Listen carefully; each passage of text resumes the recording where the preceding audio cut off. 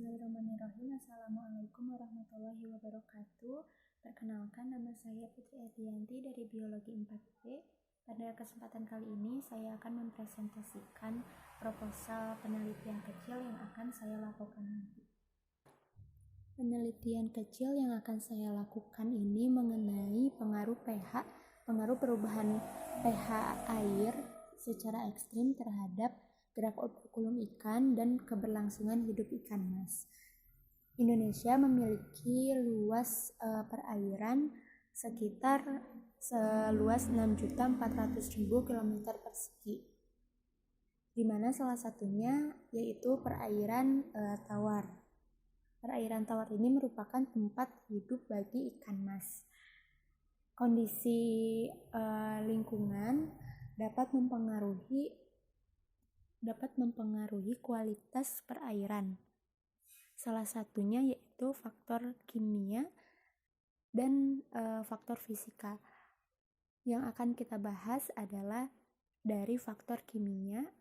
Yang akan kita perdalam adalah dari faktor kimia, yaitu mengenai derajat keasaman atau pH air.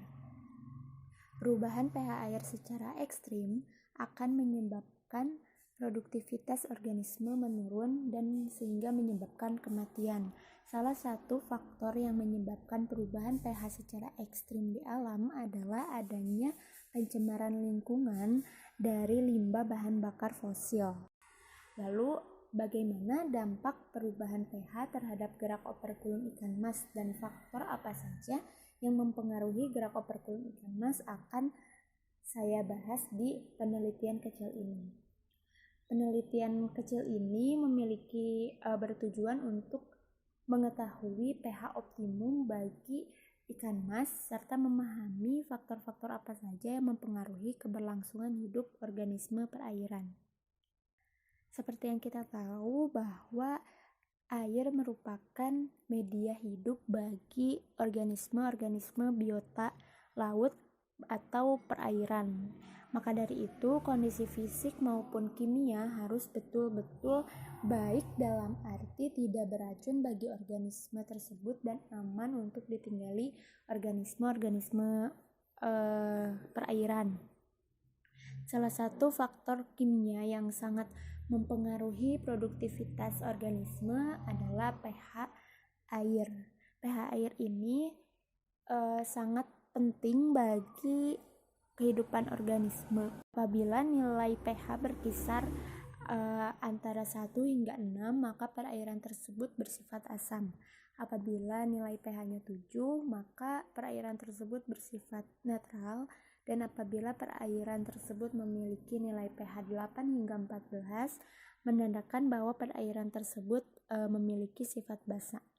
Perubahan pH yang secara ekstrim dan cepat dapat mengganggu produktivitas organisme perairan, bahkan menyebabkan kematian.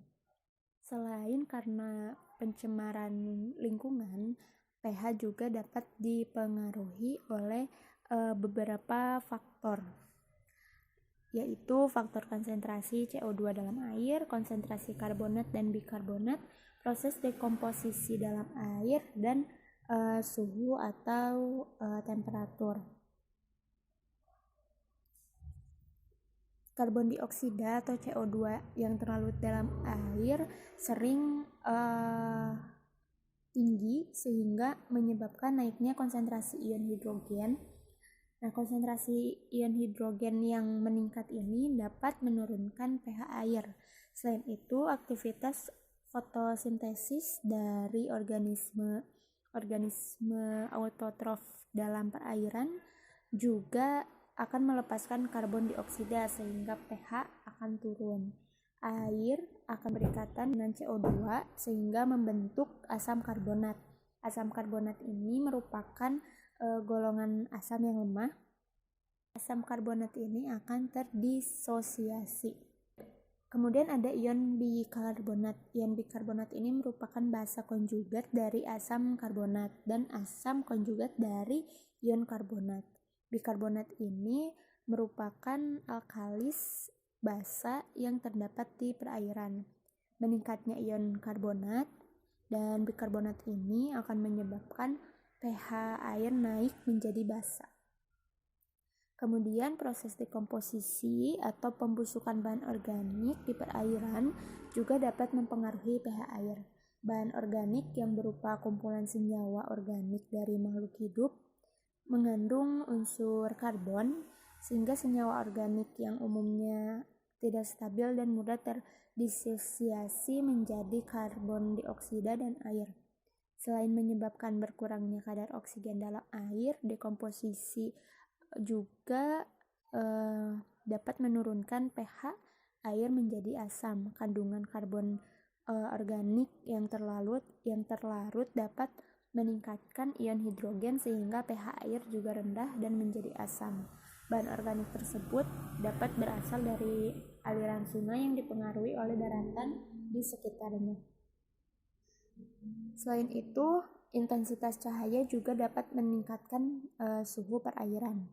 Temperatur air suhu yang relatif lebih rendah akan meningkatkan kelarutan CO2 yang bisa menurunkan pH air. Selain itu, kondisi temperatur yang rendah juga membuat konsentrasi DIC atau dissolved inorganic carbon tinggi, sehingga pH air laut akan turun.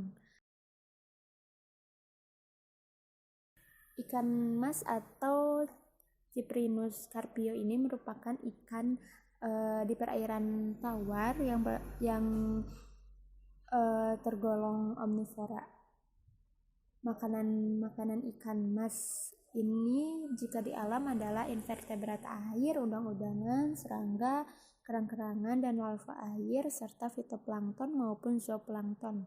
Suhu optimal bagi ikan mas adalah 25 derajat Celcius, sedangkan pH yang optimal bagi ikan mas adalah 7 hingga 7,5 atau perairan tersebut dalam keadaan netral. Selanjutnya, metodologi yang akan saya gunakan adalah eksperimen dengan menggunakan ikan mas yang berukuran kecil hingga sedang sebanyak 2 ekor. Kemudian untuk menurunkan pH saya akan menggunakan asam cuka, dan untuk menaikkan pH saya akan menggunakan deterjen dan pH meter. Kemudian cara kerja yang akan saya lakukan adalah dengan memisahkan kedua ikan tersebut pada wadah masing-masing. Kemudian wadah A akan saya tambahkan asam cuka sehingga pH-nya turun. Kemudian gerak operkulum ikan akan dihitung selama 3 menit dengan interval 1 menit. Kemudian akan saya turunkan lagi pH-nya dan dihitung gerak operkulum selama 3 menit dengan interval 1 menit, begitu seterusnya. Kemudian untuk wadah B, saya akan tambahkan bubuk deterjen sehingga pH-nya naik, dan saya akan lakukan seperti yang dilakukan pada wadah A. Mungkin itu saja yang dapat saya sampaikan, kurang lebihnya saya mohon maaf. Wabillahi taufiq wal hidayah. Wassalamualaikum warahmatullahi wabarakatuh.